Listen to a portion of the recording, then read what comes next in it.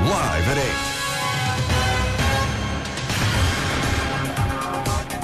ආයුබෝවන්. එක්වන්න අදත් ඇත්ත දැනගන්න ලංකාවේ අංක එකේ සමබර පුවත් ප්‍රකාශය Live at 8 සමගින්. අද Live at 8 සමගින් ඔබ හමු වන මම මදුෂාන්ද සිල්වා. මම චවිකා ගුණසේකර. සුපුරුදු පරිදි අදත් මුලින්ම සිරස්තල. අදත් කොරෝනා ආසාදිතයින් 7 දෙනෙකු වාර්තා වේ. ආසාදිත සංඛ්‍යාව 337 දක්වා ඉහළට. භෝග 14කට සහතික මිලක්. කොරෝනා ආසාදනය වූ නාවික සෙබලා ගමන්ගත් ගම් 12ක් හුදකලා කෙරේ. ඒකපාර්ශ්විකව පාර්ලිමේන්තුව කැඳවන්නේ නැහැ. ඉදිරි පියවර අධිකරණ නියෝග මත පමණයි. හිටපු කතානායකගෙන් ප්‍රකාශයක්. PCR පරීක්ෂණවලට පෞද්ගලික අංශයේ සහාය ගැනීමට සෞඛ්‍ය අමාත්‍යාංශයෙන් තීරණයක්. ඉදිරියේදී කොරෝනා තත්ත්වය දරුණු වෙයි. සීමා ලිහිල් කරන්න එපා. ලෝක සෞඛ්‍ය සංවිධානය සියලු රටවලින් එල්ලයි.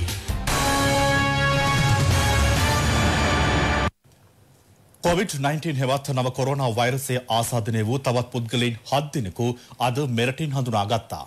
ඒ අනුව මෙරටින් වාර්තා වන සමස්ත රෝගීන් ගණන 337 දක්වා ඉහළ ගියා. අද හඳුනාගත් ආසාදිතයින්ගෙන් 9 දෙනෙකුම හඳුනාගත්තේ මීට පෙර වෛරසය ආසාදනය වූ පුද්ගලයන් හඳුනාගත් කොළඹ බණ්ඩාරනායක මාවත ප්‍රදේශයෙන්. කොළඹ බණ්ඩාරනායක මාවත ප්‍රදේශයෙන් පසුගිය 20 වෙනිදා නව කොරෝනා වෛරසය ආසාදනය වූ රෝගීන් 23 දෙනෙකු හඳුනාගත්තා. එම රෝගීන් ඇසුරු කළ පුද්ගලයන් පසුගිය දින කිහිපයේම PCR පරීක්ෂණවලට යොමු කෙරුණා. අදත් එම පරීක්ෂණ සිදු කෙරුණු අතර එහිදී නව රෝගීන් 9 දෙනෙකු හඳුනා ගැනීමට සමත්ව තිබෙනවා. එම රෝගීන් 123, 192 සහ 206 යන වතු ප්‍රදේශ ආශ්‍රිතව හඳුනාගත් බවයි සෞඛ්‍ය අංශ සඳහන් කළේ.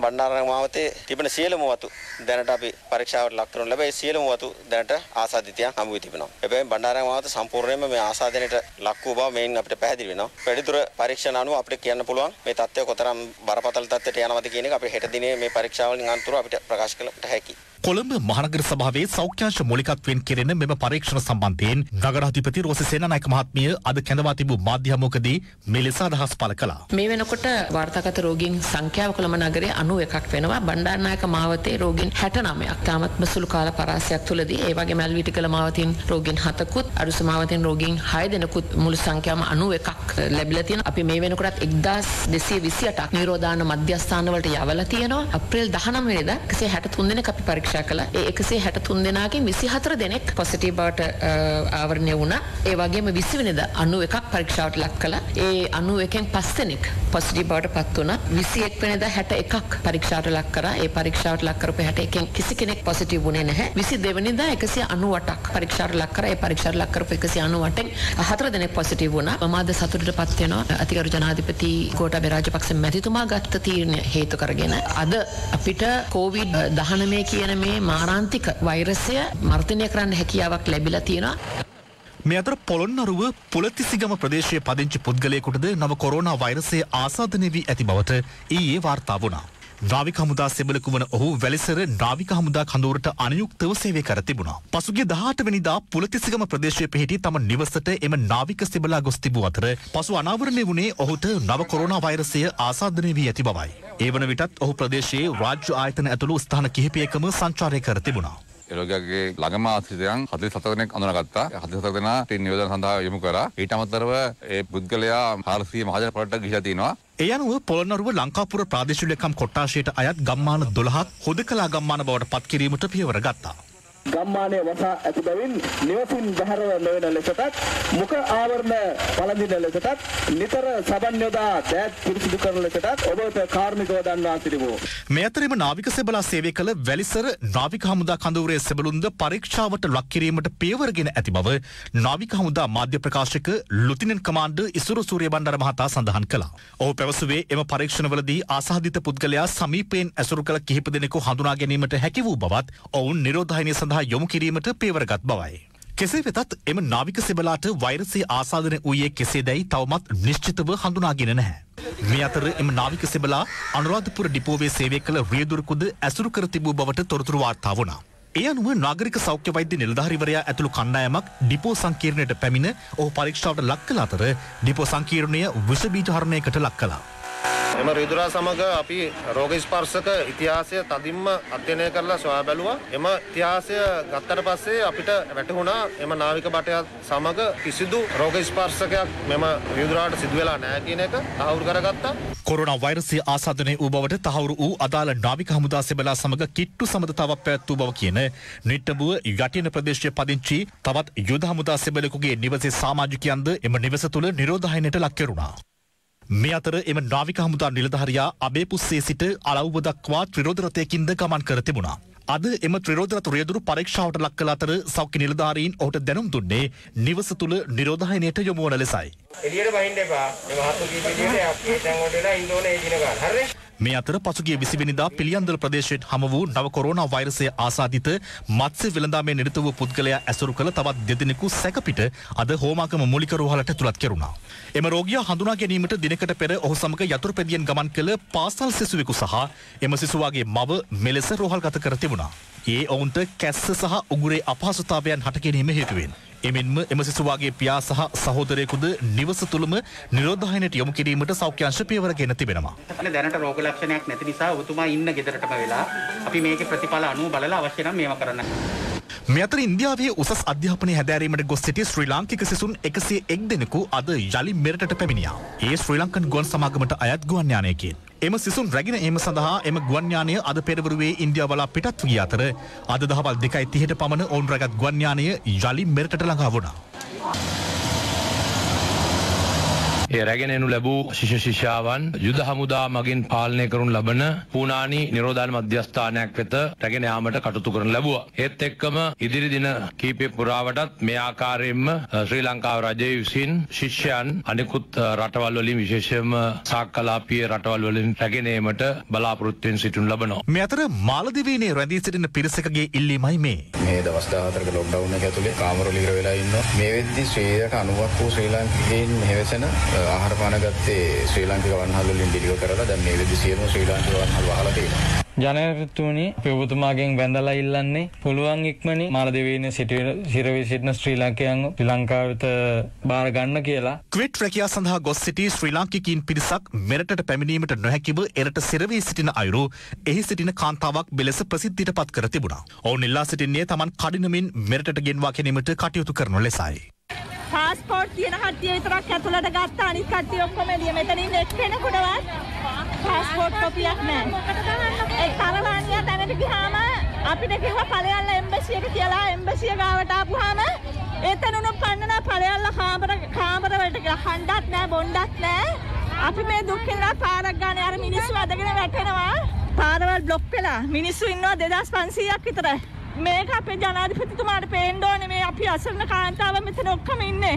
ඔය මෙතන එක්කෙනෙකුට වතුර බොන්න වතුර බිඳුවක් නැහැ. ඒක අරගෙන නැතේ. මේ අතර දිවයිනේ සියලුම දිස්ත්‍රික්කවල මහජන ආරක්ෂාව වෙනුවෙන් සන්නද්ධ හමුදා සමාජිකයින් රාජකාරිවල යෙදවීම තවත් මාසකින් දීර්ඝ කරමින් ජනාධිපති ගෝඨාභය රාජපක්ෂ මහතා විසින් අතිවිශේෂ ගැසට් නිවේදනයක් නිකුත් කර තිබෙනවා.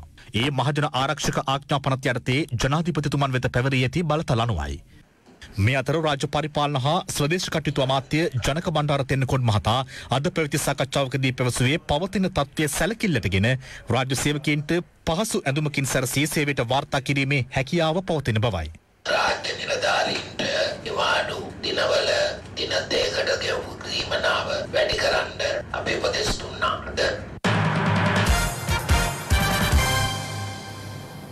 කොරෝනා වෛරසය ආසාදිතයින් හඳුනා ගැනීමේ PCR පරීක්ෂණය සිදු කිරීම සඳහා පෞද්ගලිකාංශයේ රෝහල්වල සහාය ලබා ගැනීමට සෞඛ්‍ය අමාත්‍යාංශය තීරණය කර තිබෙනවා.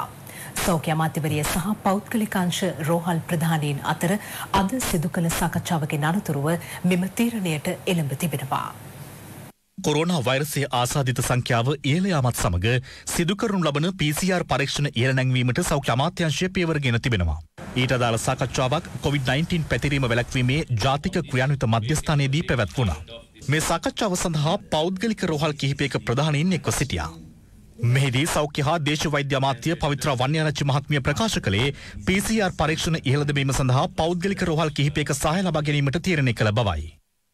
ලංකාවේ කෙරෙන PCR පරීක්ෂණ පුළුල් කිරීමට සෞඛ්‍ය අමාත්‍යාංශ විසින් පියවර ගනු ලැබුවා. එම PCR පරීක්ෂණ කිරීම සඳහා පෞද්ගලික අංශයේ සහාය ලබා ගැනීමට තීරණය කිරීමෙන් පසුව ආසිරි රෝහල, නවලෝක රෝහල, ඩර්න්ස් රෝහල සහ ලංකා රෝහල එකගතාවය පළ කරනු ලැබුවා. අප විසින් ලබා දෙන සාම්පල් PCR පරීක්ෂණයට ලක් කරලා ප්‍රතිඵල ලබා දීමට ඔවුන්ගේ පරීක්ෂණාගාර පාවිච්චි කරමින් මේ වන විට ස්ථාන 13ක PCR පරීක්ෂණ සිදු කරමින් තිබෙනවා. එනිසා මෙම PCR පරීක්ෂණ අත්‍යවශ්‍ය කාණ්ඩ සඳහා ඊටාම විද්‍යාත්මක ක්‍රමවේදයකට රෝගීන් අඳුනා ගැනීම සඳහා මෙම කටයුතු අපි තවදුරටත් පුළුල් කරමින් කටයුතු කරන බව සඳහන් කරන්නට අවශ්‍යයි. මේ අතර මතුගම සෞඛ්‍ය සේවා බල ප්‍රදේශයේ කර්මාන්ත ශාලාවක දින 24ක කාලයක සිට නිරෝධායනයට ලක්ව සිටි පුද්ගලයන් 21 දෙනෙකු ඉන් නිදහස් කර දෙන ලෙස සෞඛ්‍ය බලධාරීන්ගෙන් ඉල්ලා සිටිනවා. ඊයේ මහත්තයා ඇවිල්ලා අපි නිරෝධායනය කර අප්‍රේල් මාසේ 2 වෙනිදා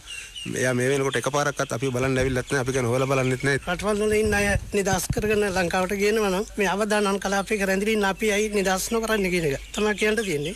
පිළියන්දල කොරෝනා ආසාදිත මත්ස්‍ය ව්‍යාපාරිකයා සමග සම්බන්ධතා පැවැත් වූ පිළියන්දල පොලිසියේ නිලධාරීන් 3 දෙනෙකු නිරෝධායනයට ලක් කර තිබෙනවා. ඉන් එක් පුද්ගලයෙකු මත්ස්‍ය ව්‍යාපාරිකයාට ඇඳිරි නීති බලපත්‍රය නිකුත් කළ තැනැත්තා වන අතර අනෙක් දෙදෙනා එම ව්‍යාපාරිකයාගේ ලොරි රථය පරීක්ෂා කළ පුද්ගලයින් වෙනවා. මේ අතර කොරෝනා වෛරසය පැතිර යාමේ අවධානමත් සමග සෞඛ්‍ය උපදෙස් අනුගමනය නොකරන පුද්ගලයන් සොයා පොලිසිය සහ මහජන සෞඛ්‍ය පරීක්ෂකවරුන් මෙහෙයුමක් ආරම්භ කර තිබෙනවා. අම්බලන්තොට නගරයට ඇතුළු වන සියලුම රථ වාහන සහ මගීන් පරීක්ෂාවට ලක් කිරීම අද දින සිදු කරනු ලැබුවේ අම්බලන්තොට මහජන සෞඛ්‍ය පරීක්ෂක නිලධාරීන් සහ පොලිසිය මගින්. එමින්ම සෞඛ්‍ය හා ඇඳිරි නීති උපදෙස් උල්ලංඝනය කරමින් ආපන ශාලාවක් පවත්වාගෙන ගිය කුලියාපිටිය කුරුදුකස්සේන ප්‍රදේශයේ පුද්ගලයෙකු අත්අඩංගුවටගෙන එම ආපන ශාලාවට මුද්‍රා තැබීමද සිදු කෙරුණා. මේ අතර විෂ බීජ හරන වැඩසටහන් රසක් අද දිනේත් ක්‍රියාත්මක වුණා. මේ අතර මොඩරාකල තමුත්තේගම දරණීකල සහ කුරුණෑකල වැනි රෝහල් වලට විෂ බීජ හරන කුටි පරිත්‍යාග කරනු ලැබුවා.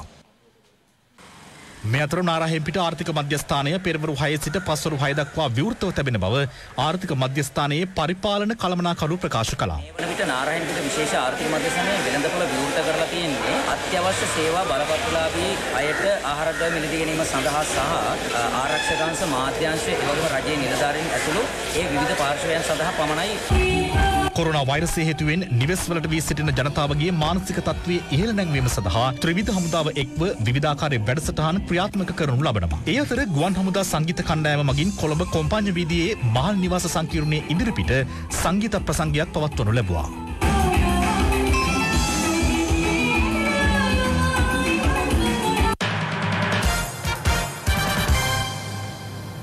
ඇඳිරි නීතිය පැනවූ කාල සීමාව තුළ පුද්ගලයන් 36000කට අධික සංඛ්‍යාවක් ඇඳිරි නීතිය උල්ලංඝනය කිරීම සම්බන්ධයෙන් පොලිසිය විසින් අත්අඩංගුවට ගෙන තිබෙනවා. එම කාලය තුළ පොලිස් බහරයට ගත් වාහන සංඛ්‍යාව 9000කට අධිකයි. මේ අතර ඇඳිරි නීතිය උල්ලංඝනය කිරීම සම්බන්ධයෙන් සිදුවීම් අද දිනේත් ප්‍රදේශ කිහිපයකින් වාර්තා වුණා. කොළඹ ගම්පහ කළුතර සහ පොත්තලම යන දිස්ත්‍රික්ක 4 හැර සෙසු දිස්ත්‍රික්කවල පනවා තිබූ ඇඳිරි නීතිය අදත් අලුයම 5ට తాවකාලිකව ඉවත් කෙරුණා. මේ අතර ඇඳිරි නීති ක්‍රියාත්මක ප්‍රදේශවල තවදුරටත් ඇඳිරි නීති බලපත්‍රයක් හෝ නොමැතිව මාර්ගයේ ගමන් කරන්නන් අද දිනේ අත්අඩංගුවට ගැනුණා. තමුත්තේකම පොලිස් ස්ථානයේ විසින් ඇඳිරි නීතිය පවතින සමය තුළ එලෙස මාර්ගයේ ගමන්ගත් යතුරු පැදි 150ක් හා ත්‍රිරෝධ රථ 10ක් ලොරි රථ 3ක් පොලිස් බහරට ගෙන තිබෙනවා. එම කාල සීමාව තුළ ඇඳිරි නීති උල්ලංඝනය කිරීම සම්බන්ධයෙන් සැකකරුවන් 250 දෙනෙකු අත්අඩංගුවට ගෙන ඇති අතර හෙරෝයින් ජාවාරමට සම්බන්ධ සැකකරුවන් 52 දෙනෙකුද අත්අඩංගුවට පත්ව තිබෙනවා. ඇඳිරි නීතිය පනවා තිබියදී බලපත්‍රයක් හෝ නොමැතිව මෝටර රථ 2කින් සහ ත්‍රිරෝධ රථයකින් මත්පැන් බෝතල් 73ක් ප්‍රවාහනය කරමින් සිටි සැකකරුවන් 30 දෙනෙකු ඇල්පිටිය ප්‍රදේශයේදී සුරාබදු නිලධාරීන් විසින් අත්අඩංගුවට ගැනුණා. මේ අතර හික්කඩුව දුරන්දුව මොරකොළ ප්‍රදේශයේ කාන්තාවකද වැඩි මිලට මත්පැන් අලෙවි කරමින් සිටියේදී හික්කඩුව පොලිසිය මගින් අද උදෑසන අත්අඩංගුවට ගෙන ඇත්තේ මත්පැන් බෝතල් 34ක්ද සමගින්. අම්පාර උහන මහකණ්ඩිය ප්‍රදේශයේදී ගුවන් හමුදා විශ්‍රාමික සැරයන්වරයෙකු සතුව තිබී බෝර 12 වර්ගයේ ගිනියවියක් T56 වර්ගයේ උණ්ඩ 443ක් සමගින් ජීව උණ්ඩ 8ක් ඊයේ පස්වරුවේ සොයා ගැනුණේ උහන පොලිසියට ලද තොරතුරක් මත. මේ අතර බලපත්‍රයක් නොමැතිව රජයේ අනුමත මත්පැන් බෝතල් 55ක් වැඩි මිලට අලෙවි කළ සැකකරුවෙකු ඊයේ මස්කෙලිය සාමිමලය ප්‍රදේශයේදී මස්කෙලිය පොලිසිය විසින් අත්අඩංගුවට ගැනුණා. වලස්මුල නගරයේදීද නීති විරෝධී මත්පැන් චාවාරමේ නිරත සැකකරුවෙකු මත්පැන් බෝතල් 21ක් සමගින් අත්අඩංගුවට ගෙන තිබෙනවා. මේ අතර තිස්සමහාරාම වීරවිල වෙරහරගොඩ ප්‍රදේශයේදීද නීති විරෝධී මත්පැන් සහ ගිනිහවියක් සමගින් සැකකරුවෙකු වීරවිල පොලිසිය මගින් අත්අඩංගුවට ගැනුණා.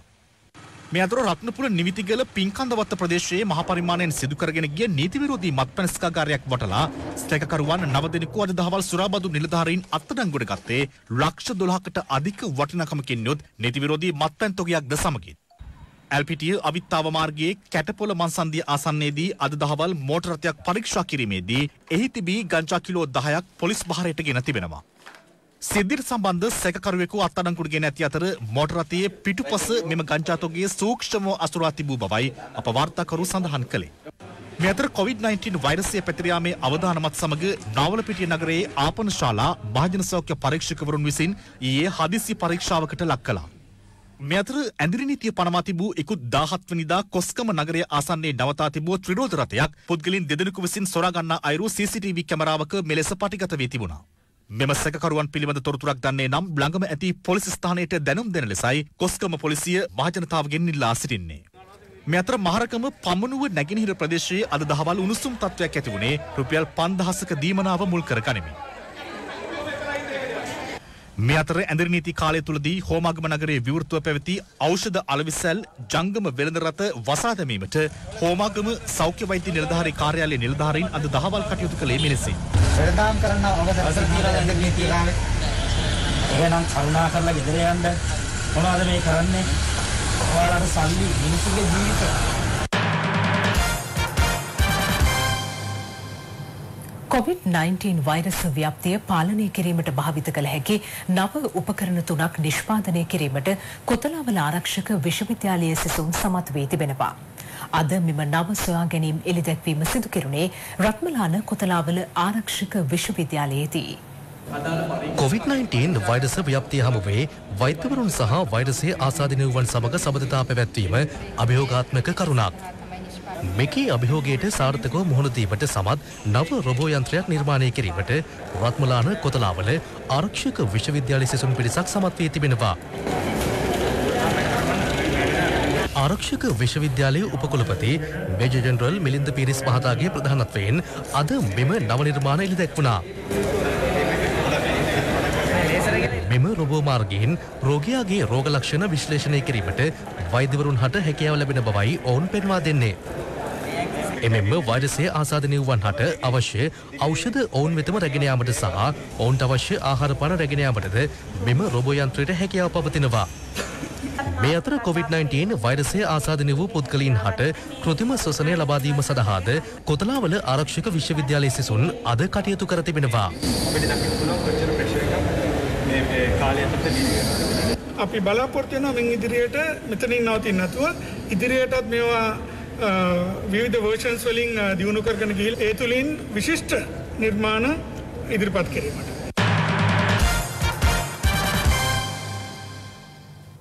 කොරෝනා වෛරසය ආසාදිත පුද්ගලයන් හඳුනා ගැනීම සඳහා සිදු කරන PCR පරීක්ෂණ සංඛ්‍යාව තවදුරටත් වැඩි කළ යුතු බව සෞඛ්‍ය අමාත්‍ය පවිත්‍ර වන්නියාරච්චි මහත්මිය පවසනවා. ඒ ස්වර්ණවාහිනිය විකාශය කළ COVID-19 වෛරසය හමුවේ රටේ අනාගතය විශේෂ වැඩසටහනට එක්වෙමින්.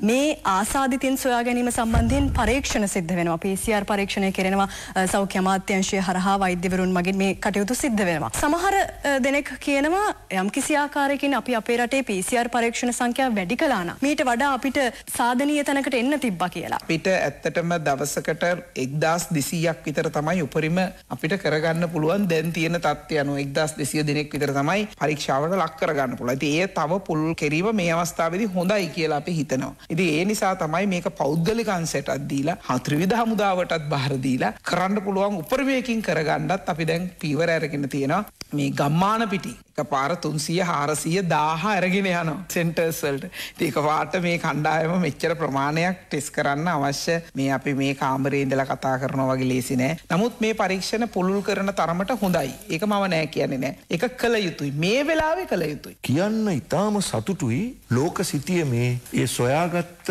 ඒ වෛරස කුමක්ද කියන එක සඳහන් කරන ස්ථානයේ ලංකාව සඳහන් වෙන්නේ යුරෝපයේ මිශ්‍රිත වෛරසයක් තමයි ලංකාවේ පැතිර යන්නේ කියලා. ඉන්දියාවටවත් තාම බැරි වෙලා තියෙනවා ඒ පර්යේෂණ මේ මට්ටමින් පවත්වාගෙන යන්න. මෙතනදී තව කරුණක් සඳහන් කරන්නට අවශ්‍යයි. අර අසත්‍ය සංඛ්‍යාලේඛන රජය ප්‍රකාශයට පත් කරනවා කියන එක මේක පොදු ගැටලුවක්. පොදු ගැටලුවකදී රටක සිටින දේශපාලන බලවේගවලට ඒ සියලු දෙනාට බලපාන පොදු ප්‍රශ්නයක් ලෙස සලකලා තේරුම් අරගෙන ප්‍රතිචාර දක්වන්න බැරි නම් ඒක ඊටාම පල්ලෙහා පෙළේ නීච දේශපාලනයක්, ඒක පොසල දේශපාලනයක්. COVID-19 වෛරස තත්ත්වය හමුවේ සංස්කෘතික ක්ෂේත්‍රයට එල්ලවන බලපෑම පිළිබඳව යුනෙස්කෝ සංවිධානයට සම්බන්ධ රටවල සංස්කෘතික අමාත්‍යවරුන්ගේ හමුවක් ඊයේ පැවැත්වුණා. එහිදී සංස්කෘතික ක්ෂේත්‍රය වෙත COVID-19 ඛේදවාචකයේ බලපෑම අඩු කිරීම සඳහා යොදා ගන්නා උපාය මාර්ග සඳහා සංස්කෘතික ක්ෂේත්‍රය නැවත නගා සිටුවීම සඳහා ගනු ලබන ක්‍රියාමාර්ග සම්බන්ධව සාකච්ඡාවට ගෙන තිබෙනවා. Good afternoon from Sri Lanka to my colleagues from around the world. අන්තර්ජාල තාක්ෂණය ඔස්සේ පැවති මෙම සම්මන්ත්‍රණයට මෙරට සංස්කෘතික අමාත්‍යවරයාද වශයෙන් අග්‍රාමාත්‍ය මහින්ද රාජපක්ෂ මහතා එක් වුණා. එහිදී එතුමන් පැවසුවේ ශ්‍රී ලංකාවට සැලකිය යුතු ආදායමක් ලබා දෙන සංචාරක ක්ෂේත්‍රය වැඩි දියුණු කිරීම සඳහා සංස්කෘතික ක්ෂේත්‍රයේ සහාය දැඩිව බලාපොරොත්තු වන බවයි. 2018 වසරේ සංචාරක ක්ෂේත්‍රයෙන් උපයාගත් මුදල් ඇමරිකානු ඩොලර් බිලියන 4 ඉක්ම වූ බව එතුමා පැවසුවා. එහෙත් පාස්කු ඉරිදා ප්‍රහාරය මෙන්ම දැන් උද්ගතව ඇති COVID-19 වසංගතයද සමග දුෂ්කරතා රැසකට මුහුණ පෑමට සිදුව ඇති බවයි එතුමා එහිදී වැඩිදුරටත් පැවසුවේ. කෙසේ වෙතත් සංචාරක කර්මාන්තය නැවත ආරම්භ කිරීමට හැකියාව ලැබූ විගස දැඩි සෞඛ්‍ය හා ආරක්ෂණ යාන්ත්‍රණ සහිතව ශ්‍රී ලංකාවේ සංස්කෘතික හා ස්වභාවික උරුම සඳහා සංචාරක කටයුතු ආරම්භ කිරීමට බලාපොරොත්තු වන බවත් අග්‍රාමාත්‍ය මහින්ද රාජපක්ෂ මහතා මෙහිදී පැවසුවා. සංස්කෘතික සංචාරක කටයුතු නිර්මාණාත්මක කර්මාන්ත විවේක ආශ්‍රිත කර්මාන්ත සහ සංස්කෘතික හා ස්වභාවික වස්තුන් ආශ්‍රිතව යැපෙන දහස් ගණන් ජනයාගේ ජීවනෝපාය මෙතුළින් නැවත ස්ථාපිත කිරීමට හැකියාව ලැබෙන බවයි අග්‍රාමාත්‍යවරයා මෙහිදී වැඩිදුරටත් පවසා තිබෙන්නේ. කෙසේ වෙතත් සංස්කෘතික ආයතන වස්තුන් හෝ ස්ථාන නැවත ආරම්භ කෙරෙන්නේ බහුවිධ ක්ෂේත්‍ර නියෝජනය කරන විශේෂඥයින්ගෙන් සමන්විත කණ්ඩායමක් විසින් පවත්වන පූර්ණ ඇගීමකින් පසුව බවයි අග්‍රාමාත්‍යවරයා මෙහිදී පෙන්වා දුන්නේ. එමෙන්ම වත්මන් ඛේදවාචකයට සමාන හදිසි අවස්ථාවලදී ඇතිවන අභියෝගවලට මුහුණ දීමට සහ වඩා කාර්යක්ෂම සම්බන්ධීකරණයකින් වෙනත් රටවල් හා සමග සම්බන්ධ වී ක්‍රියා කිරීමට ශ්‍රී ලංකාව බලාපොරොත්තු වන බවත් අග්‍රාමාත්‍යවරයා මෙහිදී ප්‍රකාශ කළා. තහංචි පනවා ඇති මෙම අවස්ථාවේ ලංකාවේ අලංකාරය සංස්කෘතික හා උරුම ස්ථාන ලොව පුරා ජනයාට අත්දැකීමට අවස්ථාව ලබා දීම පිළිබඳව යුනෙස්කෝ වැනි ආයතන සමග එක්ව සොයා බැලීමට සූදානම් බවද මහින්ද රාජපක්ෂ මහතා මෙහිදී ප්‍රකාශ කළා. ඒකපාර්ශ්විකව පැවති පාර්ලිමේන්තුව කැඳවීමේ සූදානමක් නොමැති බව හිටපු කතානායක කරු ජයසූරිය මහතා පවසනවා. රට කොරෝනා අර්බුදයේ පැටලී තිබෙන අවස්ථාවක තවත් අර්බුදයක් අනවශ්‍ය නිසා මේ තීරණයට එළඹි බවයි හිටපු කතානායකවරයා පවසන්නේ. කෙසේ වෙතත් යම් මතභේදාත්මක අවස්ථාවක Taman අධිකරණයේ තීරණය පිළිගන්නා බව ට්විටර් පණිවිඩයක් නිකුත් කරමින් හිටපු කතානායක කරු ජයසූරිය මහතා වැඩිදුරටත් පවසනවා. පාර්ලිමේන්තුව විසුරුවා හැරීමට අදාළ නියෝගය ඉකුත් මාර්තු මාස 2 වෙනිදා නිකුත් කරමින් ජනාධිපතිතුමන් තීරණය කළේ මහ මැතිවරණය අප්‍රේල් 25 වෙනිදා පැවැත්වීමටයි. එහෙත් කොරෝනා ව්‍යාප්තිය නිසා අදාළ මැතිවරණයේ කල් දැමූ මැතිවරණ කොමිසම ලබන ජුනි මාස 20 වෙනිදා මැතිවරණය පැවැත්වීමට තීරණය කළා. මේ අතරතුරයි ජනාධිපතිතුමාගේ නියෝගය අහෝසි වී ඇති බව කියමින් නැවත පැරණි පාර්ලිමේන්තුව යලි කැඳවන ලෙස හිටපු සභානායක ලක්ෂ්මන් කිරියල්ල මහතා පැවසුවේ. හිටපු සභානායක හැටියට මම කතානායකතුමාට කියන්නේ වහාම පාර්ලිමේන්තුව කැඳවන්න. කෙසේ වෙතත් අද ට්විටර් පණිවිඩයක් නිකුත් කළ හිටපු කතානායක කරු ජයසූරිය මහතා පැවසුවේ ඒකපාර්ශ්විකව පාර්ලිමේන්තුව කැඳවීමට Tamanගේ සූදානමක් නොමැති බවයි. කොරෝනා අර්බුදයට මැදි වූ ශ්‍රී ලංකාවට තවත් අර්බුදයක් අවශ්‍ය නැති බවත් එහි දැක්වෙනවා. එමෙන්ම අර්බුදයක් වැළැක්වීමට විධායකයෙ කටයුතු කළ යුතු බවත් එහි දැක්වෙනවා. මේ අතර අද පෙරවරුවේ හිටපු කතානායකවරයාගේ ප්‍රධානත්වයෙන් රැස් වූ ආණ්ඩුක්‍රම ව්‍යවස්ථා සභාවේදීද එතුමන් මේ පිළිබඳව අදහස් පළ කර තිබෙනවා. එහිදී එතුමන් පවසා ඇත්තේ මෙවැනි ව්‍යවස්ථාමය ගැටලුවකදී අර්ථ නිරූපණයක් ලබා දී හැක්කේ ශ්‍රේෂ්ඨාධිකරණයට බවයි. ශ්‍රේෂ්ඨාධිකරණය ඒ සම්බන්ධයෙන් ලබා දෙන තීන්දුව අනුව කටයුතු කිරීමට තමා බැඳී සිටින බවත් එහිදී හිටපු කතානායකවරයා ප්‍රකාශ කර තිබෙනවා. ආණ්ඩුක්‍රම ව්‍යවස්ථා සභාව සඳහා අග්‍රාමාත්‍ය මහින්ද රාජපක්ෂ හිටපු විපක්ෂ නායක සජිත් ප්‍රේමදාස යන මහතුරුන් මෙන්ම හිටපු පාර්ලිමේන්තු මන්ත්‍රීවරුන් වන ආර් සම්බන්තන්, මහින්ද සමරසිංහ, විරල් රත්නායක සහ තලතා අතුකෝරළ ඇතුළු පිරිසක් අද සහභාගී වුණා. මෙහිදී ස්වාධීන කොමිසම් සභා සම්බන්ධයෙන් සහ මේ වන විට රටේ උද්ගතව ඇති කොරෝනා වෛරස් තත්ත්වය සම්බන්ධයෙන්ද සාකච්ඡා වී තිබෙනවා. කොරෝනා වෛරසය මෙරටින් තුරන් කර ජනජීවිතය යථා තත්ත්වයට පත් කිරීම සඳහා ක්‍රියාත්මක කර ඇති ක්‍රියාමාර්ග ගැනද අග්‍රාමාත්‍ය මහින්ද රාජපක්ෂ මහතා ආණ්ඩුක්‍රම ව්‍යවස්ථා සභාවට පැහැදිලි කර ඇති බවයි වාර්තා වන්නේ. එමෙන්ම COVID-19 වසංගතය හමුවේ වැද පෙරදිග රටවල සේවය කරනු ලබන ශ්‍රී ලාංකික ශ්‍රමිකයින්ගේ ගැටලු සොයා බලා ඒවා නිරාකරණය කිරීමට පියවර ගනිමින් සිටින බවත් අග්‍රාමාත්‍යවරයා වැඩිදුරටත් ප්‍රකාශ කර තිබෙනවා. මේ අතර පාර්ලිමේන්තුව යලි කැඳවිය යුතු බවට ඉදිරිපත් වන අදහස් සම්බන්ධයෙන්ද අද දේශපාලන ක්ෂේත්‍රයේ ප්‍රවීණයින් විවිධ මත පළ කළා. දැන් තියෙන පාර්ලිමේන්තුව කැඳවීමට අවශ්‍ය වන්නේ ජනාධිපතිවරයාට පාර්ලිමේන්තුව ලවා යම් කිසි දෙයක් කර ගැනීමට අවශ්‍ය නම් ඔහු හිතනවා නම් ඔහුට පාර්ලිමේන්තුව සහායක් වෙයි කියලා ඔහුට ඕන නම් කැඳවන්න පුළුවන්. ඔහුගේ අභිමතය පරිදි දෙවෙනි කාරණාව තමයි ජනාධිපති හැරෙන්නට වෙන කෙනෙකුට පාර්ලිමේන්තුව කැඳවන්න බෑ. ආණ්ඩුක්‍රම ව්‍යවස්ථාවේ 64 දෙක වගන්ති යටතේ කතානායකවරයෙක් නැහැ.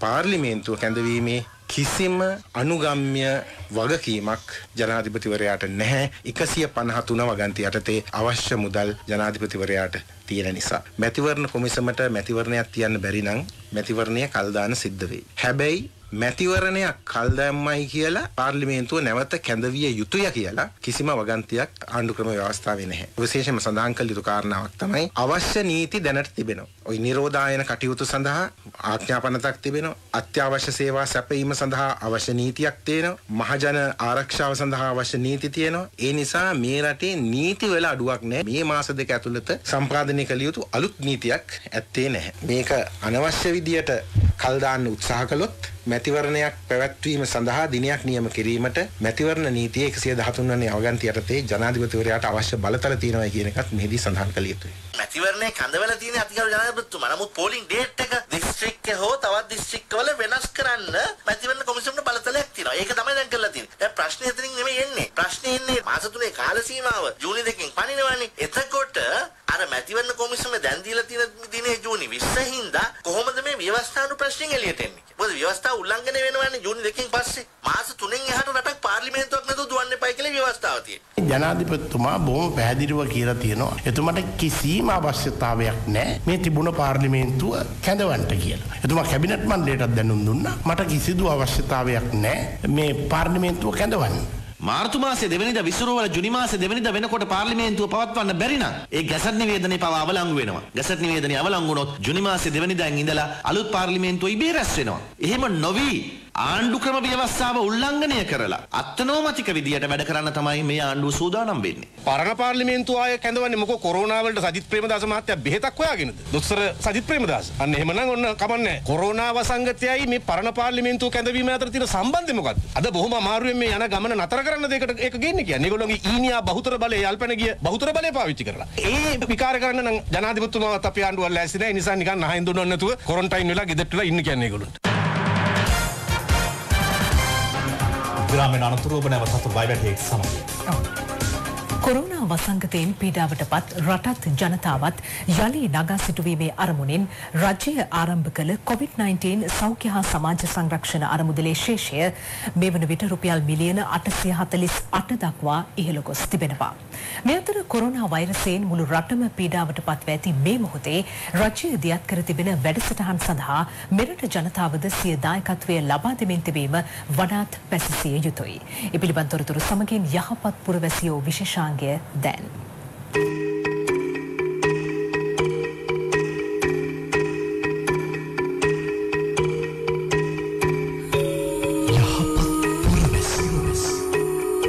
ආයතනිකව හා පෞද්ගලිකව ලැබෙන පරිත්‍යාග හා ඍජු තැන්පතුද සමගින් කොරෝනා වෛරසයේ ව්‍යාප්තිය මැඩලීම සඳහා රජය විසින් ආරම්භ කළ COVID-19 සෞඛ්‍ය හා සමාජ සංරක්ෂණ අරමුදලේ ශේෂය අද වන විට රුපියල් මිලියන 848 දක්වා ඉහළ ගොස් ඇති බව ජනාධිපති මාධ්‍යංශය පවසනවා.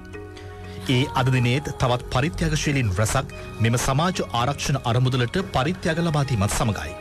ඒ අනුව පේරාදෙණිය ගැටඹේ රාජෝපවනාරාමාධිපති පූජ්‍ය කැප්පිටියාගොඩ සිරිවිමල හිමියන් අරමුදල වෙනුවෙන් රුපියල් මිලියනයක මුදලක් ජනාධිපති ගෝඨාභය රාජපක්ෂ මහතා වෙත බාර දෙනු ලැබුවා. එමෙන්ම ලංකා මිනරල් සෑන්ඩ්ස් ආයතනය රුපියල් මිලියන 10ක්ද JHMT අබේසිංහ මහතා සහ ශ්‍රී ලංකා අලෙවිකරණ ආයතනය රුපියල් මිලියනය බැගින්ද අද COVID-19 අරමුදල වෙනුවෙන් අග්‍රාමාත්‍ය මහින්ද රාජපක්ෂ මහතා වෙත මෙලෙස ලබා දුන්නා. මීට අමතරව ලංකා ඛනිජ තෙල් නීතිගත සංස්ථාව රුපියල් මිලියන 5.4ක් සහ ලංකා ඛනිජ තෙල් තොගකබඩා පර්යන්ත සමාගම රුපියල් මිලියන 6.2ක් අරමුදල වෙනුවෙන් පරිත්‍යාග කළේ ඊට අදාළ චෙක්පත් අග්‍රාමාත්‍යතුමා වෙත ලබා දෙමින්. මේ අතර ලංකා කාර්මික සංවර්ධන මණ්ඩලයේද අද රුපියල් ලක්ෂ 5ක මුදලක් අග්‍රාමාත්‍ය මහින්ද රාජපක්ෂ මහතා වෙත මෙලෙස ප්‍රදානය කළේ COVID-19 අරමුදලට දායක වෙමින්. මේ අතර කොරියානු සමාගමක් විසින් මෙරට සෞඛ්‍ය කනිෂ්ඨ කාර්ය මණ්ඩල සඳහා රුපියල් ලක්ෂ 5ක් පමණ වටිනා වීලි ආහාර ද්‍රව්‍ය ලබා දීම සිදු කෙරුණා.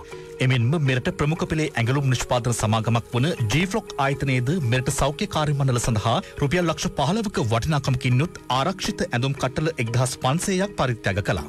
මේ අතර පන්නිපිටිය දෙව්රම් විහාර විහාරස්ථානයේ විහාරාධිපති ආචාර්ය පූජ්‍ය කොළොන්නාවේ සිරසුමංගල මහානාහිමියන් විසින් කොළඹ දිස්ත්‍රික්කයේ සියලු විහාරස්ථානවලට සහ මහරගම කොළොන්නාව පෑලියගොඩ සහ ගුණසිංහපුර යන ප්‍රදේශවල අඩු ආදායම්ලාභී පවුල් වෙත රුපියල් කෝටි 3ක වටිනාකමකින් යුත් වේලි ආහාර ද්‍රව්‍ය මෙලෙස ලබා දුන්නේ පුරා දින 3ක් මුළුල්ලේ. දිවුලපිටිය කොටදිනියාව ප්‍රදේශයේ ගැබිඩි මාතාවන් පිරිසකටත් අඩු ආදායම්ලාභී පවුල් කිහිපයකටත් වේලි ආහාර බෙදා දීම සිදු කෙරුණේ මීගමුව පොලිස් අධිකාරිය කාර්යාලය නිලධාරීන්ගේ සහ ප්‍රදේශීය ව්‍යාපාරිකයෙකුගේ දායකත්වයෙන්. මාවනැල්ල ෆෝරම් නම් සර්වාගමික සංවිධානයක්ද ප්‍රදේශයේ අවත අඩු ආදායම්ලාභී පවුල් 5000ක් වෙනුවෙන් වේලි ආහාර ද්‍රව්‍ය මෙලෙස බෙදා දුන්නා. මේ අතර දෙබුලාගල ආරණ්‍ය සේනාසනයේ තරුණ භික්ෂුන් වහන්සේ පිරිසක් වැලිකන්ද කොට්ටාශයේ දුෂ්කර ආරණ්‍ය සේනාසන 5ක වැඩවසන වයෝවෘද්ධ මෙහෙණින් වහන්සේලාට අත්‍යවශ්‍ය වේලි ආහාර ද්‍රව්‍ය පූජා කිරීමේ මහකුපින්කමක් ඊයේ සිදු කෙරුණා. එමෙන්ම වැලිකන්ද මොනරතැන්න ගම්මානයේ තරුණයෙකු විසින් ඉවතටන ප්ලාස්ටික් බට සහ යකඩ ආධාරක යොදා ගනිමින් ඉතා අඩු මුදලක් වැය කොට සාදන ලද පාදයක් මගින් ක්‍රියා කරන දෑත් සේදීමේ යන්ත්‍රයක් වැලිකන්දේ පිහිටි COVID-19 විශේෂිත ප්‍රතිකාර මධ්‍යස්ථානයට පරිත්‍යාග කිරීම මෙලෙස සිදු කෙරුණා. මේ අතර රත්නපුර දිස්ත්‍රික්කයේ ඇලපාත ප්‍රාදේශීය ලේකම් කොට්ටාශයේ මාර්ලීය ගම්මානයේ අඩු ආදායම්ලාභී පවුල් 500ක් සඳහා රුපියල් 3000ක් පමණ වටිනාකමකින් යුත් වේලි ආහාර ද්‍රව්‍ය බෙදා දීම සිදු කෙරුණේ කොරියාවේ ව්‍යාපාරවල නිරත ශ්‍රී ලාංකිකයෙකුගේ මූලිකත්වයෙන්. එමෙන්ම කොරෝනා වසංගතය හේතුවෙන් තම දෛනික රැකියා අහිමි වූ පවුල් 50ක් වෙනුවෙන් වේලි ආහාර ද්‍රව්‍ය බෙදා දීමට උපතින්ම දැස් අන්ධ දරුවෙකු ගත් උත්සාහයක් පිළිබඳවද අනුරාධපුර ගලෙන් බිඳුරුවැව ප්‍රදේශයෙන් වාර්තා වුණා. ශාන්ත උපතින්ම දැස් අන්ධ පුද්ගලෙක් අපිටත් නෑ තමා ඒ වුණාට මං කියන විදිහට මම දෙනවා.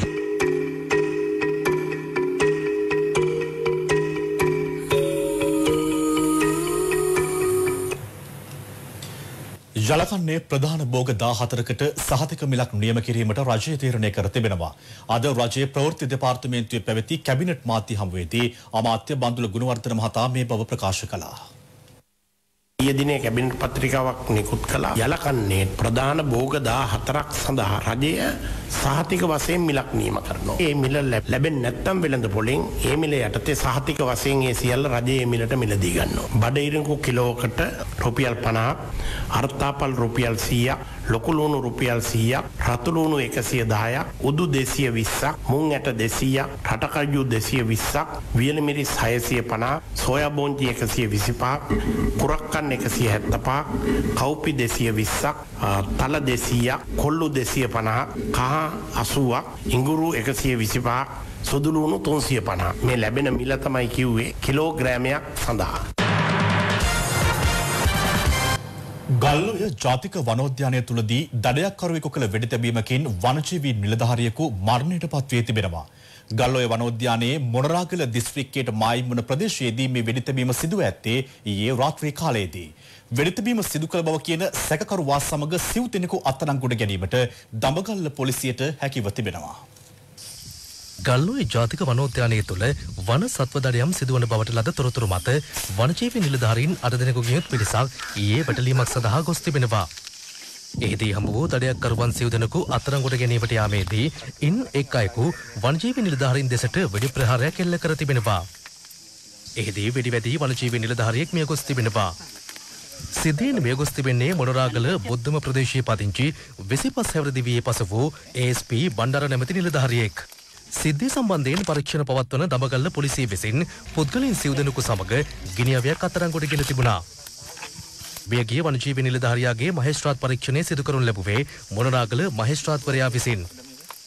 ඔහුගේ සිරුර මේ වන විට මොනරාගල රෝහලේ මෘත ශරීරාගාරයේ තැන්පත් කර තිබෙනවා. මේ අතර තංගල්ල දිහිවරවරායේදී මියගොස් සිටි දිහිවරයෙකුගේ මලසිරුරක් සොයාගනු ලැබුවා. තමන් සමග මුහුදු යාමට සූදානමින් සිටි දිහිවරයෙකු අතුරුදන්ව ඇති බවට තවත් දිහිවර පිරිසක් කළ දැනුම් දීමක් මතයි වරායේ කිමිදුම්කරුවන් යොදවා තිබුණේ. එෙහිදී මෙම මලසිරුර හමු වී තිබෙනවා.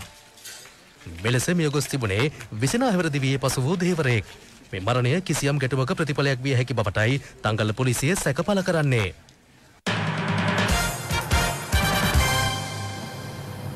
අපේ රටේ විවිධ කර්මාන්ත අතර ගිනිකෙලි කර්මාන්තයටත් සුවිශේෂී තැනක් හිමි වෙනවා. ඒත් ඔවුන්ට හොඳ වෙළඳපොළක් තියෙන්නේ උත්සව කාලවලදී විතරයි. පාස්කු ප්‍රහාරය නිසා වගේම කොරෝනා වෛරසයේ පැතිරීමත් එක්ක මේ අය අද ඉතා අසරණ වී ඇති බවයි අපට වාර්තා වන්නේ. මේ ඔවුන් අටට කියන කඳුළු කතාවයි. අටට කියන්න. සෑම වසරකම පාහේ රටම උත්සවශ්‍රීයෙන් බැබලෙන සිංහල දෙමළ අලුත් අවුරුදු කාලයට වගේම නව වසරේ උදාව සහ නත්තල් උත්සවයේ සමරන විටත් සෑම ගෙදරකම ඇසෙන රතිඤ්ඤා හඬ අපි කාටවත් අමතක කරන්නට බැහැ. ඒත් පසුගිය වසරේ අප්‍රේල් මාසයේ පාස්කු ඉරිදා වාර්තා වූ ත්‍රස්ත ප්‍රහාරයත් මේ වසරේ මුළු රටම වෙලාගත් කොරෝනා වසංගතය නිසාත් අපේ රටේ රතිඤ්ඤා කර්මාන්තකරුවන් දැඩි දුෂ්කරතාවකට පත්ව සිටිනවා. ඒ ගෙවුණු වසරේ සිට මේ දක්වා තම නිෂ්පාදන අලෙවි කරගත හැකි අවස්ථා සියල්ලක්ම පාහේ ඔවුන්ට අහිමිවීමත් සමගයි. පවතින තත්ත්වයක් සමග තමන් මුහුණ දී සිටින ගැටලු පිළිබඳව රටට කියන්නට රතිඤ්ඤා වලටම අපේ රටේ නම් දෙරූ කිඹුලාපිටිය ගම්වාසීන් මෙලෙස සිය හඬ අවදි කළා. අපේ නිෂ්පාදන ඇත්තටම අවුරුද්දට දෙපාරයි විකිනෙන්නේ. අප්‍රේල් මාසේ අපිට නැතුව ගිහිල්ලා තියෙනවා. සිංහල අවුරුද්ද. ඊළඟට තියෙන්නේ නත්තල. අපි ඇත්තටම මුදල් පොලියට අරගෙන අතේ තියෙන මුදල් ටික ඔක්කොම දාලා මේ නිෂ්පාදනය කරනවා සිංහල අවුරුද්දේ ලොකු බලාපොරොත්තුවක් තියාගෙන. ඒ බලාපොරොත්තු මේ විදියට අපිට නැති වෙලා ගියාට පස්සේ අපිට කිසිම විදිහකින් සහනයක් නැහැ. ගොඩාක්ම දරුවෝ බඩගින්න ඉන්නකොට අපිට බලාගෙන ඉන්නත් බෑ. අපිත් බඩගින්නේ බොහෝම අසන්නවල මේ ගම්මාන ඉන්න හැම උදවියම ඉන්නේ. මම බොහෝම පැගෑපත්ව කියා හිටනවා මේ රටේ පවතින තත්ත්වය අනුව මේ විදියට ගියොත් අපිට ඉදිරියට කොහොමදවත් ජීවත් වෙන්න බැරුව යනවා. මාස ගණන් කොස්පොලස් කාලා අපි ජීවත් වුණා. දැන් මෙච්චර කාලයක් අපිට කිසිම කෙනෙක්ගෙන් එහෙම ආධාරයක් වැඩි ලැබුණෙත් නැහැ. බැංකුව වලින් කතා කරලා කියනවා අපිට නිසි පරිදි ගත්තු ලෝන් වල වාරික දාන්න කියලා. රජයෙන් කිව්වට අපිට ඒවල තාම සහනයක් ලැබිලා නැහැ. මේ අතර රතිඤ්ඤා අලෙවි කරගත නොහැකිව පවතින මේ අවස්ථාවේ තම නිෂ්පාදන ඉතාමත් අඩු මුදලකට මිලදී ගැනීමට උත්සාහ දැරීමේ මාෆියාවක් ක්‍රියාත්මක වන බවද ගම්වාසීන් පවසනවා. මේ කිඹුලාපිටියට ආවෙනිකු රස්සාව පාරම්පරික ඒකෙදි ලොකු මාෆියාවක් ඇති වෙලා තියෙනවා. මේ හදාගත්තු බඩු ටික කුණු කොල්ලේට අඩු මිලට දැවැන්ත විදිහට මහ පරිමාණයෙන් කරන ව්‍යාපාරිකයෝ දෙන්නේ 3 දෙනෙක් මේකේ බඩු බොහොම අඩු මිලකට මේ ඇතිවෙච්ච ව්‍යසනයත් එක්ක එකතු කරනවා. අපි සාමාන්‍ය ව්‍යාපාරිකයෝ මේ සාමාන්‍ය විදිහට බඩු හදාගෙන මේ ටික විකුණ ගන්න බැරුව ඇත්තම අපි ඉන්නේ. සමහර අය අඩු මිලට මේ බඩු ලබා ගන්න මේ වෙලාවේ උත්සාහ කරනවා. ඒතකොට මුදලත් නැහැ. කඩාවේ වැටිලා තියෙන්නේ දැන්ටත්. කඩාවේ වැටෙන දෙයක් නැහැ. අද තාව වෙනකන් මේ කර්මාන්තය ගැන කවුරුවත් වකියුත්ව කතා කරුවේ නැහැ. ලක්ෂ එකමාරක් ලක්ෂයක් විතර මේ කර්මාන්තේ ජීවත් වෙනවා. ඒක රජය දන්නේ නැහැ.